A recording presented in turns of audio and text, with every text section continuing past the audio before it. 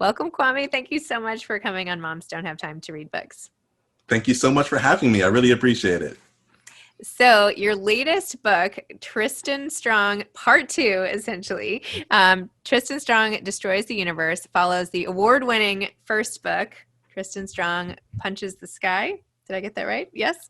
Tell me about this series. Tell me how you started it.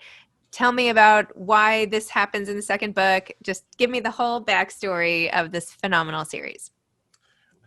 So the Tristan Strong series, wow. It's something that I've always wanted to create and be a part of, is this idea of bringing forward these characters and stories that I listened to and that I read growing up as a child, bringing them forward for a new generation of young readers, but also for readers who older readers who might not have had a chance to be exposed to the same material that I did. And so I love this idea of contemporary fantasy, this idea of magic existing in this right now, the time right now, because it's almost like an escape, right? It's almost, we get to imagine, we get to enter this different world, this different realm through the eyes of a middle school student. And we all know that the world expands for us when we're in middle school. So what more perfect hero could we have than a middle school student who travels through this fantastic realm and learns of his own magical powers? Totally. I have two middle schoolers, and this is my son in particular. This is like right up his alley. So he will be happy when I give him this whole series. Awesome. Yeah, I read also your Last Gate of the Emperor. Which is coming out, I guess, in May of 2021, but I got a sneak peek. And I loved how it was described as an Afrofuturist journey to a galaxy far away. I mean, this whole theme running through all your books is sort of maybe I should ask you, what do you think the theme is coursing through all your books before I opine on it myself? I am fascinated and enthralled with this idea of exploring non-Western fantasy and science fiction, building magic system and imagining scientific innovations for future worlds through the eyes of African Americans. It's a way for me to explore and learn more about my own culture while also sharing it with the greater world. While also just having fun and telling jokes and letting my immature sense of humor shine throughout the tales. And I saw in an interview you did with Rick Riordan Presents, who's your publisher, that your parents used to tell you these types of stories all the time, which is so nice. Tell me about more of the African folklore that you grew up with. Well, they did a fantastic job in scouring, this country, and when they traveled to Africa, scouring bookstores over there, looking for books that centered the African and the African American character. And I always tell this story. One of the reasons why I wanted to include and talk about Anansi, the spider, the trickster god, is that when we were growing up, me and my siblings, there were four of us, we were sharing a bedroom. And if you've ever had to put multiple children to bed at the same time, it can be chaos. And so one of the ways they got us to calm down is they would play cassettes of the Anansi tales. And so we would fall asleep listening to the, Anansi trick or be tricked and all of his different stories. And it holds a special place in my heart, and one reason why I wanted to make Anansi be such a central figure in the Tristan tales. Wow. So tell me about growing up more. That sounds interesting. 4 kids in one room. I have 4 kids in my house and I can barely do it. What was it like being so close with your siblings like that, not having like any personal space? Like, did that make you want to turn to books for an outlet that you could have yourself, or what was it like?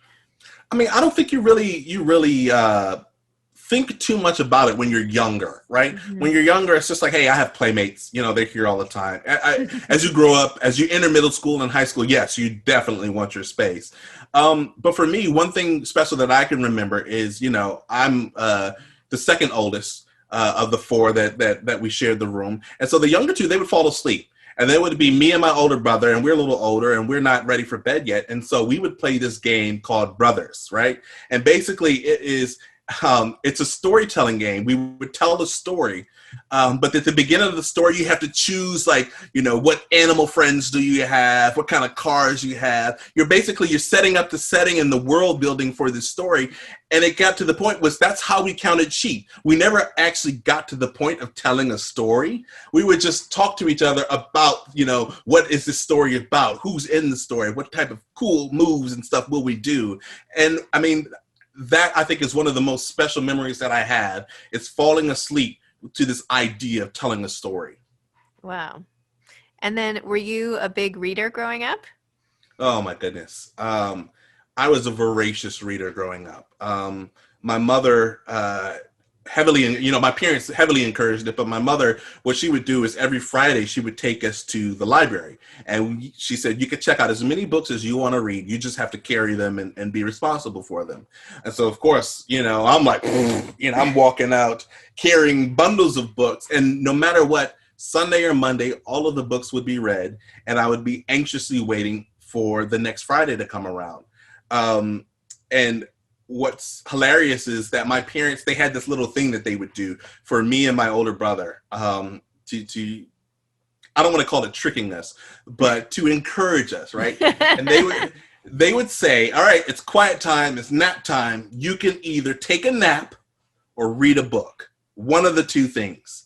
And so, I'm, 7, 8 years old. I'm like, I'm going to read a book. I'm not going to take no nap. And now it's like, oh, that's all I can do is I just want to read. I want to read. I want to read. Oh, I thought you were going to say all you want to do is take a nap.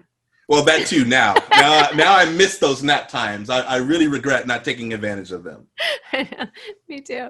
Oh my gosh. How old are your kids? Or what do you have? They are 12, 9, 5, and a 4-month-old. Oh. Yeah, wow. So we have, it's... Well, now I'm really regretting not taking advantage of that nap when I had the chance. So are you already reading to them all the time and trying to encourage this in them, or how is that going? Oh, absolutely. I think for us, books have been the one thing where it's like, we it's not that we don't say no, but it's like, all right, you want a book, let's get you a book. Books are we encourage reading and literacy from a young age, even if, my 5-year-old who's learning to read, but going through the motions in the act of opening a picture book and telling her own stories as she, interprets the pictures. That's an act of learning to read. That's an act of reading. And so it's something that we've always encouraged. My 9-year-old is reading my book 2 right now and telling me, what her favorite parts are, which is cool. It's fun, seeing her laugh at some of the things that I laughed at while I wrote the book. It's fun. It's rewarding in a way. So tell me about how you got into writing books to begin with. You loved to read as a kid, realized you found your place in the world in middle school, realizing what was going on around you. Then what happened? I've always also been a writer. Now, the difference is I didn't write for others. I wrote for myself. Writing was, for me, an act of sharing and expressing my emotions. That I may have not felt comfortable talking about. I could always just put them in a little story with a little character who was definitely not me. And so I've always been a writer, but it's only, I would say, within the past 5, 6, or 7 years that I thought or dreamed about becoming an author. And that's because I received encouragement. I received feedback from people who said, hey, some of this stuff that you write is really good. Have you ever thought about becoming an author or publishing it and sending it out? And I hadn't until that point. And that's when I really began to think that, hey, maybe this is could be a career for me. I never dreamed it would be my only career because I'm a scientist. I went to school for biology, chemistry, and I worked in the sciences for after I graduated. And so it was always like, hey, this is a hobby that's, a little bit of, I can make a little money from it. And now it's a career, which just goes to show you that you never know where you're going to end up in life. And to never self-reject, never gatekeep yourself out of trying and doing something. Yeah. I read, you were a pharmaceutical metrologist, right? What does that even mean? So metrology is just the calibration of instruments. Basically, I would travel around to different people who manufacture drugs, Tylenol, Advil, inhalers and stuff like that for, one of my kids has asthma. And so I would travel around and I would make sure that the instruments that they use to manufacture the medicine worked right. Because you don't want to, say you're taking, the box says you're taking 500 milligrams of ibuprofen and then you're only taking 400 and you're wondering why the pain isn't going away. It's because, maybe the instruments weren't working right. And so that's what I did. I traveled around and I loved it. It was a great job. And I was sad to leave it, but I'm happy to say that I've been able to incorporate a lot of the characters that I met along the way, a lot of the dialogue that I had, the conversation, and a lot of the settings into my own books and stories. So then how did you end up writing the first best-selling Tristan Strong? Like, how did that happen? And then what was it like when you found out that it was such a success? Well, we learned that Rick Riordan and Rick Riordan Presents, the imprint, were looking for African-American stories, African-American storytellers. And so I think it was over the winter break for 5 to 7 days, I sat down and I wrote the opening 3 chapters and then a synopsis of what will become Tristan Strong Punches a Hole in the Sky. And they came back immediately and they said they loved it. Now, I had written the now infamous Gum Baby scene where Gum Baby breaks in and tries to steal Tristan's journal. And Gum Baby was a fan favorite. And from the very onset, from the very beginning, there was truly something special about these 2 characters and the way they interacted throughout the story. And so, Disney and Rick Riordan Presents, they loved it. And they said, we wanted you to be a part of the imprint. And I said, That's amazing. Oh my gosh. So what's your process like when you're working? Do you work like right there where I'm seeing you, or where do you like to work, and how long does each book take and all that good stuff? Now, I just let you know that I have a 4-month-old. Yes, so that's true. I write in fits and spurts, and when because my wife, she's gone back to work, and so a lot of the times we'll pass the baby back and forth. We'll take care of him. She's watching him right now. I'll watch it when she gets on her meetings, and so it's really about right now taking advantage of time when it becomes available. Sometimes that might mean writing 100 to 200 words. Sometimes, it's 1 a.m. in the morning and I'm, writing 2 or 3 chapters. You never know. And there is no schedule right now. It's take advantage of what you have and try to create, the final installment in this story and do the best job that I can with it.